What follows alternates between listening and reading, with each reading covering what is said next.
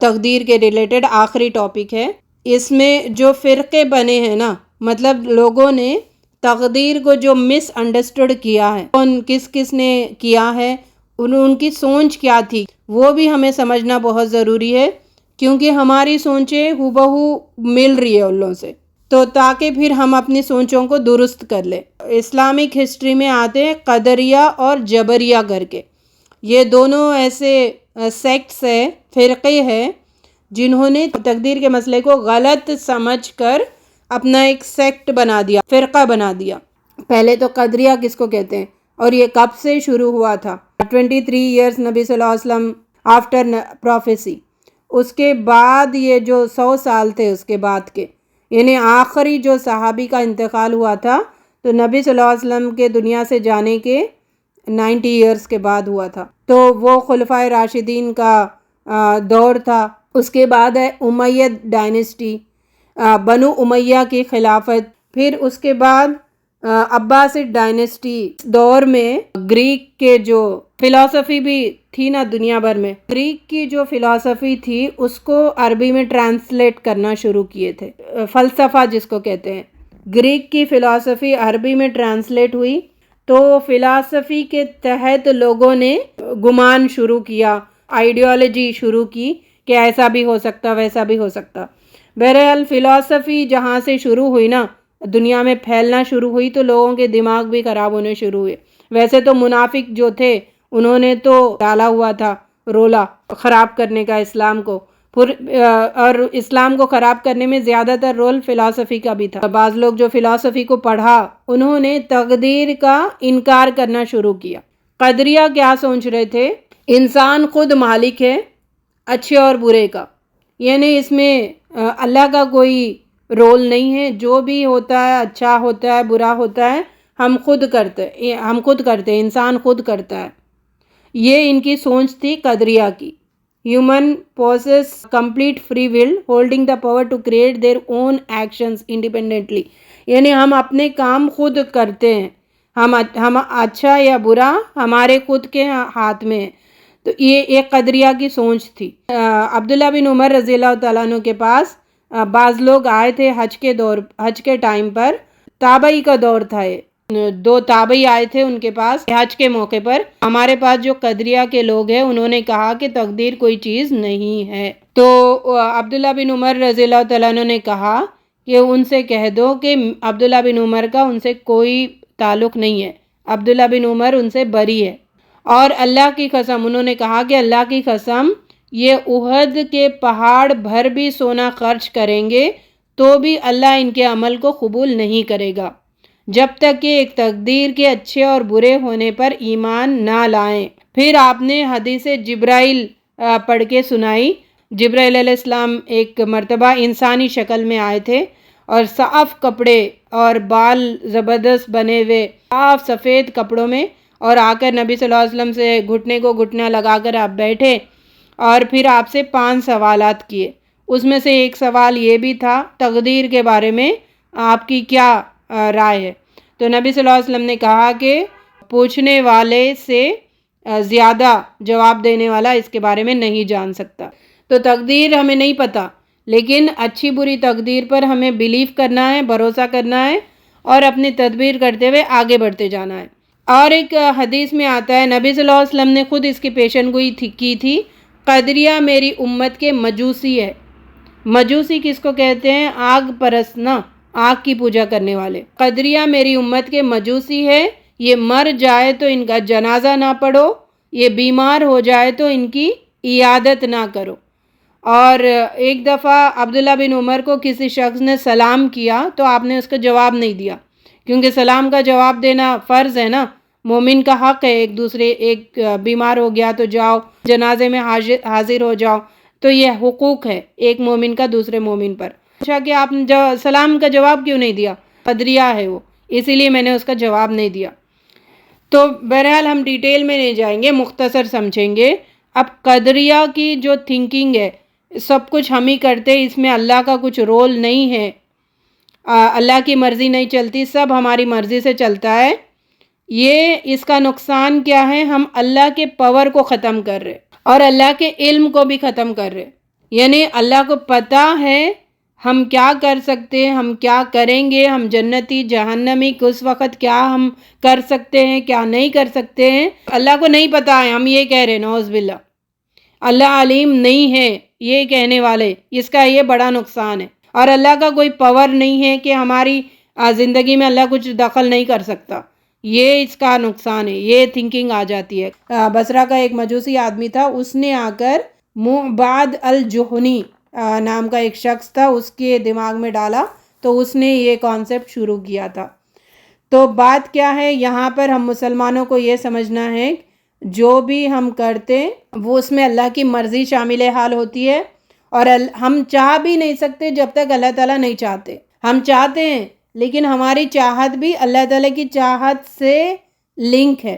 ہماری زندگی میں صرف ہمارا ہی رول نہیں ہے، ہماری زندگی میں اللہ کا بھی رول ہے. جیسے میں نے وہ کرنٹ کا ایکسپلین کیا تھا نا، گھر میں مین آن ہے، اس وجہ سے سارا کرنٹ گھر میں پھیلا ہوا ہے. آپ کا اختیار کیا ہے، جو کمرے میں چاہے جو سوئچ چاہے آن کر لو، فین چلانا ہے چلا لو، لائٹ آن کرنا ہے کر لو، لیکن کرنٹ تو پھیلا ہوا ہے. اسی طریقے سے اللہ کی جو مصلیت ہے، علم ہے، وہ ہماری زندگی پہ ہے، اور ہماری زندگی پر ہماری مرضی بھی چل رہی ہے. یہ ہے اصل تھنکنگ. اچھا، دوسرا جو کانسیپٹ ہے، جو بھی گمراہی کا کانسیپٹ ہے، وہ ہے جبریہ کا. جبریہ مینز اللہ تعالیٰ ہی گناہ بھی کرواتا ہے اور نیکیاں بھی کرواتا ہے. یعنی پہلے والے نے کیا کہا، قدریہ نے ہم سب ہمارے اقتدار میں، سب ہماری قدرت میں. اس نے انسان کو قادر مطلق بنایا، نعوذ باللہ. جبریہ کیا کہتا ہے، انسان کو کچھ اختیار ہے ہی نہیں، سب جو بھی کام کر رہے وہ اللہ کی مرضی سے کر رہے. جیسے ہم میں سے بہت سارے لوگ مسلمان یہ جبریہ والا عقیدہ رکھتے ہیں. اس وجہ سے ہم کیا کہتے ہیں، اللہ ہدایت دے گا تو اٹھیں گے، اللہ نماز کے لیے اٹھائے گا تو اٹھیں گا. تمہیں اب دیا نا ہدایت، مجھے جب اللہ تعالیٰ دے گا تو اس وقت ہدایت ملے گی. یعنی انسان کیا سمجھ رہا، ہیومنز کا کوئی اس میں فری ول ہے ہی نہیں، جو بھی ہوتا وہ اللہ ہی کرواتا ہے، اللہ ہی کے مرضی سے ہوتا ہے. اللہ اٹھاتا ہے تو ہم اٹھتے ہیں، اللہ بٹھاتا ہے تو ہم بیٹھتے ہیں. ہمارا کچھ اختیار نہیں ہے، ہم کچھ نہیں ہیں.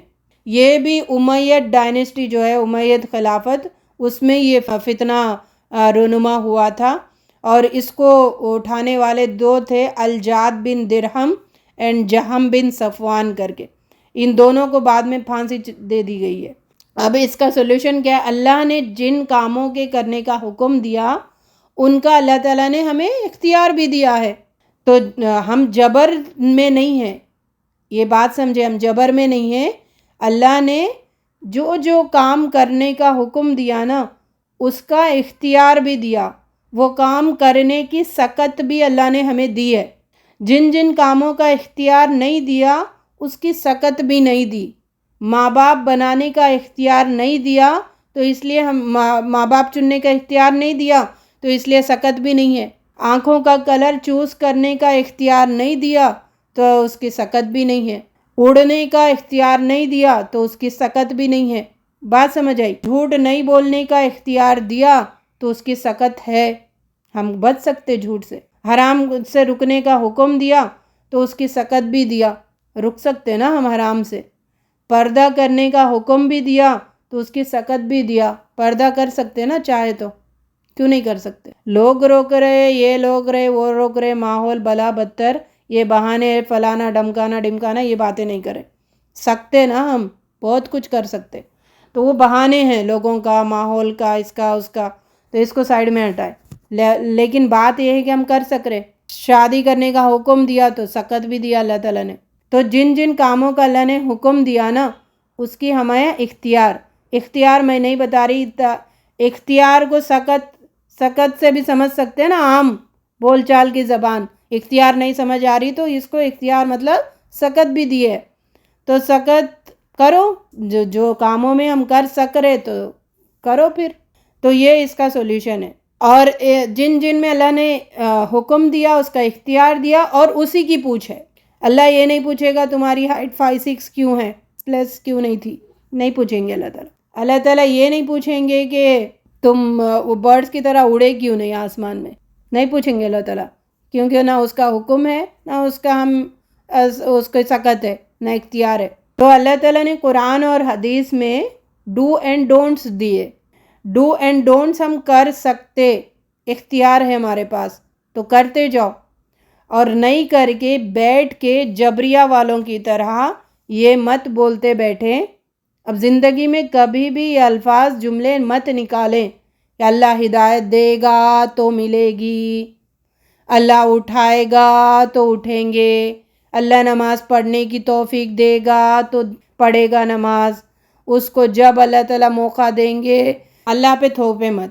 قرآن میں آتا ہے وَالَّذِينَ جَاهَدُوا فِينَا لَنَهْدِيَنَّهُ سُبُلَنَا، جو کوشش کرتا ہے، جو سکت کا استعمال کرتا ہے، جو اختیار اڑتا ہے، جو اٹھتا ہے، اللہ اس کو آسان راستے بتا دے گا۔ اللہ قرآن میں بتا رہا ہے اِنَّا هَدَيْنَاهُ السَّبِيلَ وَإِمَّا شَاكِرًا وَإِمَّا كَفُورًا، میں نے تو راستہ بتا دیا، اب تو شکر گزار بن یا کافر بن، تیری مرضی۔ تو راستے میں اٹھیں، اپنے آپ کو اٹھائیں اور بھگائیں تو کام بنتے جائیں گے۔ علی رضی اللہ تعالیٰ عنہ کے پاس آیا ایک پیر اور اس نے پوچھا انسان مختار ہے یا مجبور ہے؟ انسان مختار ہے یا مجبور ہے؟ یعنی انسان کے اندر اختیار ہے یا پھر انسان مجبور ہے؟ تو علی رضی اللہ تعالیٰ عنہ نے بڑا زبردست جواب دیا ہے، کچھ مختار ہے، کچھ مجبور ہے۔ تو اس پیر نے کہا ایسے کیسے؟ تو انہوں نے کہا کہ ٹھیک ہے ایک پیر اٹھاؤ، تو اس نے اٹھا دیا۔ اب پھر انہوں نے کہا کہ دوسرا پیر بھی اٹھاؤ، تو اس نے کہا نہیں اٹھا سکتا۔ ہاں یہ ہے مختار کیا ہے، ایک پیر اٹھا سکتے تم، اختیار ہے ایک پیر اٹھانے کا، تو جو جہاں جہاں اٹھا سک رہے اختیار ہے تمہیں کرتے جاؤ، اور دوسرا پیر آپ نہیں اٹھا سکتے تو وہ مجبور ہے، اور مجبور جو جن چیزوں میں ہم مجبور ہیں ان کی پوچھ نہیں ہے، جن چیزوں میں ہمیں اختیار دیا ہے ان کی پوچھ ہے، اکاؤنٹیبلٹی ہے، اسی کے وجہ سے جنت اور جہنم ہے۔ اللہ تعالیٰ نے یہ نہیں پوچھیں گے یہ اس خاندان میں شیخ میں تم کیوں پیدا ہوئے، حسین میں تم کیوں پیدا ہوئے، تم فلاں جتنے بھی قبیلے دنیا بھر کے اٹھا لو، اس خاندان میں تم کیوں پیدا ہوئے، اللہ تعالیٰ نہیں پوچھیں گے، کیونکہ اس میں ہماری مرضی تھوڑی تھی۔ تمہارے ماں باپ وہ عائشہ رضی اللہ تعالیٰ عنہ کیوں نہیں تھے، نبی صلی اللہ علیہ وسلم کیوں نہیں تھے، یہ نہیں پوچھیں گے۔ جو ماں باپ ملے وہ ہماری قسمت ہے، تقدیر ہے، ٹھیک ہے، جو خاندان ملا ہماری تقدیر ہے، جو بھی مصیبتیں ہیں پریشانیاں ہیں وہ ہماری تقدیر ہے۔ اچھا بیوی چننے کا حکم ہے نا، تو وہاں پہ اختیار بھی دیا، اچھی چنو، حکم جہاں پہ مل رہا ہے اس میں اختیار ہے اور اس کی پوچھ ہوگی۔ اور آپ بے دین بیوی کو لے کے آگے اور دین کا بیڑا غرق کر دیا، زندگی وبال کر دیا، تو ہم اپنے ہاتھوں سے کر لیتے ہیں نا یہ چیزیں، پھر اس کی پوچھ ہوگی۔ اب سنیں جبریہ کا کانسیپٹ رکھنے کا نقصان کیا ہے، ہم کام نہیں کریں گے، اللہ پر تھوپ دیں گے، قسمت پہ تھوپ دیں گے، میری قسمت خراب ہے، میری قسمت وہ برباد ہے، میری ایسی ہے، یعنی اللہ کو بلیم کرنا شروع کریں گے۔ اور قدریہ کا نقصان کیا تھا، اللہ کو علیم نہیں سمجھیں گے، اللہ کو پاورفل نہیں سمجھیں گے وہاں پہ، یہاں پہ کیا ہے اللہ پہ بلیم کریں گے۔ دونوں حالتوں میں بدبخت انسان کی سوچ کیا ہے، کام نہیں کرنا ہے، بس اللہ پہ بلیم ڈال دو کہ اللہ جو کر رہا ہے وہی ہوتا جا رہا ہے، اس وجہ سے ہو رہا ہے، ہماری کچھ اختیار نہیں ہے۔ مطلب چور دلوں میں چور، کام نہیں کرنے کی چوری، نفس کو نہ مارنے کی چوری، لوگوں کو خوش کرنے کی بدتمیزی حرکت، اللہ کے حکموں کو نہ ماننے کی کاہلی، سستی، بیزارگی پنا، یہ ساری چیزوں کے وجہ سے اللہ جو کہہ رہا ہے ہم نہیں کر رہے، نفس کی خواہشات کے ہاتھوں مجبور، دنیا کی رونقوں میں مجبور، لوگوں میں مجبور، لوگوں کی وجہ سے لوگوں کو خوش کرنا، اپنی مرضی چلانے کے لیے لوگوں نے یہ سارے کانسیپٹس سامنے لے کے آئے۔ اس کے علاوہ بھی صوفی سیکٹس ہے بعض جو اللہ کو نہ پہچاننے کی وجہ سے یہ سیکٹس بنے ہیں، اس کا بھی بہت مختصر میں بتاؤں گی۔ ایک ہے وحدت الوجود، وحدت الوجود والوں کی سوچ ہے، یہ صوفی سیکٹس ہے۔ اچھا یہ اس میں قدریہ جو ہے وہ قادری نہیں ہے، یہ قادری، نقش بندی، چشتی، یہ پورے پھر صوفی سیکٹس ہے جو آج بھی عبد القادر جیلانی کے ان کے نام پہ چل رہے، بعض نقش بندی الگ ہے، چشتی الگ ہے، تو وہ قادری نہیں ہے، یہ قدریہ ہے۔ قدریہ اور جبریہ یہ ختم ہے، اب نہیں ہے دنیا میں۔ اب لوگ مانتے ہیں تقدیر کو، اچھی بری تقدیر کو، لیکن یہ کانسیپٹس کہیں کہیں موجود ہے گھروں میں، سمجھ آ رہی؟ اسی لیے کہتے ہیں نا ہم گھروں میں کہ ان کو جب توفیق ملے گی تو انہیں پڑھ لیں گے، ان کو توفیق ملے گی تو پلٹ آئیں گے، نہیں ہوتا۔ اللہ جب تک تم اڑتے نہیں اللہ توفیق دیتا بھی نہیں۔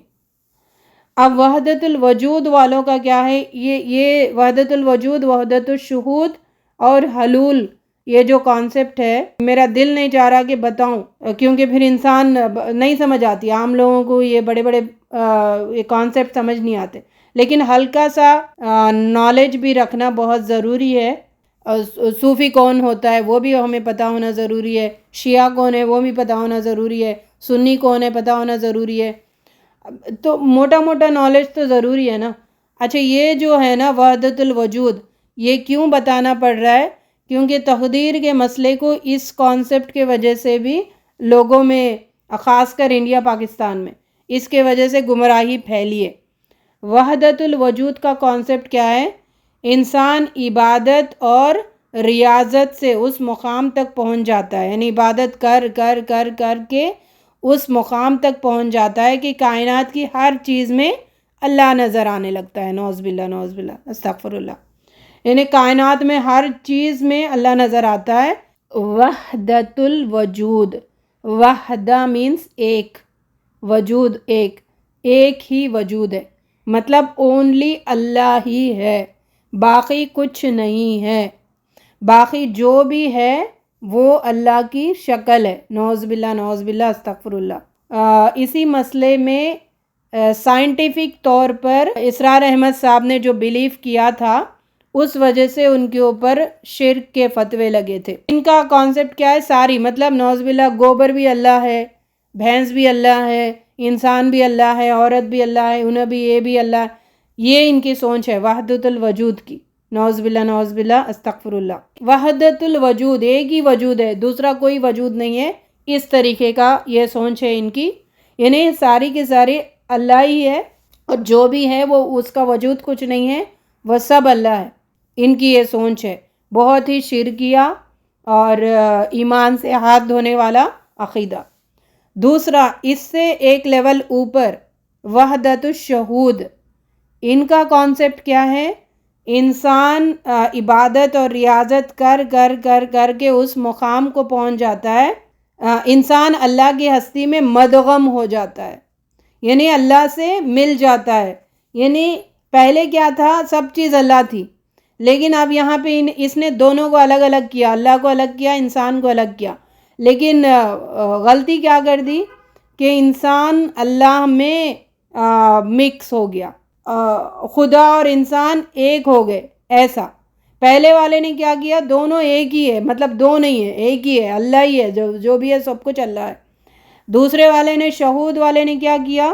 اللہ کو الگ بنایا، ہستی اور انسان کو الگ بنایا، لیکن بنایا کہ دو بھی مکس ہو گئے، دو الگ الگ ہے لیکن دو آپس میں مل گئے، مکس ہو گئے، اللہ میں انسان فنا ہو گیا۔ نعوذ باللہ، شرکیہ عقیدہ، گمراہ عقیدہ۔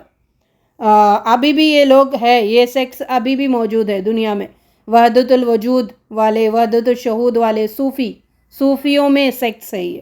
اس کے اوپر ایک اور ہے حلول، یہ ہندوؤں کا بھی کانسیپٹ ہے، حلول کرنا، یعنی انسان عبادت اور ریاضت کر کے انسان کا دل اتنا اتنا اتنا صاف ہو جاتا ہے کہ جیسے آپ شیشے میں اپنے عکس کو دیکھ رہے، یعنی شیشے میں، آئینے میں آپ اپنے آپ کو دیکھ رہے تو سامنے جو آپ دکھ رہے آپ نہیں ہے نا وہ، یعنی وہاں پہ کوئی نہیں ہے، انسان تو آپ سامنے کھڑے ہوئے، وہ سامنے اونلی عکس ہے۔ تو اتنا ترقی کرے کہ انسان کا دل، نعوذ باللہ، اللہ خود انسان کے اندر داخل ہو جاتا ہے، اللہ خود انسان کے اندر داخل ہو جاتا ہے، یعنی اتنا عبادت کر کر کے انسان یہاں تک چلا جاتا ہے کہ انسان نہیں رہتا، انسان اللہ بن جاتا ہے۔ نعوذ باللہ، نعوذ باللہ، نعوذ باللہ، استغفر اللہ۔ تو یہ کانسیپٹ اسی لیے کہتے ہیں نا اوتار، ہندوؤں میں اوتار کا جو کانسیپٹ ہے، وہ اوتار کی وجہ سے وہ مورتیاں بناتے ہیں، تو حلول کر جانا اس کو کہتے ہیں۔ یہ صوفیوں کا کانسیپٹ ہے جو اسلام سے بہت دور ہے، گمراہی ہے اور خرابی ہے، ایمان کی بربادی ہے۔ بہرحال نالج تو رکھنا بہت ضروری ہے تاکہ آس پاس میں کیا چل رہا ہے، کیسے لوگ ہیں، کیا تھنکنگ ہے، وہ ہمیں پتہ ہو۔ اور اس کے بارے میں بہت بہت ڈیٹیلز ہے، آپ کو اگر بہت شوق ہے تو سنیں، سمجھیں اور اپنا عقیدہ درست کریں۔ اس سے کیا ہے، اس سے نقصان کیا ہے، ان تھنکنگ سے نقصان کیا ہے، انسان اللہ کی پہچان سے دور ہو جاتا ہے، اللہ کو سمجھنے سے دور ہو جاتا ہے۔ تو اللہ کے سمجھنے کے بارے میں اصل بات کیا ہے بتائیں؟ ایک بڑا بہترین جملہ ہے، مطلب ہم نے اللہ کو اتنا جانا کہ ہم اللہ کو نہیں جان سکتے۔ اللہ کو جان سکتے، اللہ کو دیکھ سکتے ہیں، اللہ کیسے، ہاتھ کیسے ہے، اللہ کے پاورز کیسے، اللہ کا علم کیسا ہے۔ اللہ کو ہم نے اتنا جانا کہ ہم اللہ کو جان ہی نہیں سکتے۔ تو بہرحال یہ تھا ہماری تقدیر کے ٹاپک پر۔ تو امید کہ آپ لوگوں کو تقدیر کا مسئلہ سمجھ آیا ہوگا، پوری امید کروں گی انشاءاللہ کوئی ڈاؤٹ نہیں ہوگا، لیکن اگر ڈاؤٹ ہے بھی تو اللہ تعالیٰ کہتا ہے فَاسْأَلُوا أَهْلَ الذِّكْرِ، پوچھو اہل ذکر سے اگر تمہیں کوئی مسئلہ نہیں، اور سرچ کرے اور سرچ کرے اور سمجھے پڑھتے جائیں، ادھر سے سمجھے ادھر سے سمجھے، انشاءاللہ مسئلہ تو سمجھ میں آ جائے گا۔ تدبیر کرنا ہے تو تدبیر کے سٹیپس کیا ہے بتائیے؟ کوشش کرنا، دعا کرنا، توکل کرنا اور اچھا گمان رکھنا، محنت، کوشش یا محنت کرنا، دعا کرنا اور اچھا گمان رکھنا اللہ کے اوپر، توکل کرنا اور جو بھی رزلٹ آئے اس کو ایکسیپٹ کرنا۔ دعا کرنا، کوشش کرنا، توکل کرنا اور راضی ہونا، لیکن ان سب کو کرنے سے پہلے منصوبہ بندی، پابندی، پلاننگ بہت ضروری ہوتی ہے۔ کوشش کرنا اور دعا کرنا اور اللہ پہ توکل کرنا اور پھر اللہ کی مرضی میں معلوم کرنا، پھر جو اللہ تعالیٰ کا فیصلہ ہو اس میں ہی راضی رہنا، اس میں یہ کہنا کہ یہی ہماری تقدیر میں تھا، ایسا ہی تھا، تو اس پہ یہ نہیں کہ یہ اللہ کے ساتھ ناراضگی نہیں کرنا، جو اللہ نے فیصلہ دیا اس پہ ہی توکل کرنا۔ یہ تھا اور اس میں میرے لیے بہتری ہے، میں اس پہ راضی ہوں، یہ کیفیت آنا۔ تدبیر کا اختیار انسان کے ہاتھ میں ہے، تو اللہ تعالیٰ نے انسان کے ہاتھ میں رکھا، تو کوشش کرنا، دعا کرنا، اللہ پہ بھروسہ رکھنا اور اللہ سے اچھا گمان رکھنا۔ وآخر دعوانا ان الحمد للہ رب العالمین، وما توفیق الا باللہ، سبحانک اللہم وبحمدک، نشہد ان لا الہ الا انت، نستغفرک ونتوب الیک۔ السلام علیکم ورحمۃ اللہ وبرکاتہ۔ وعلیکم السلام ورحمۃ اللہ وبرکاتہ۔ وعلیکم السلام ورحمۃ اللہ وبرکاتہ۔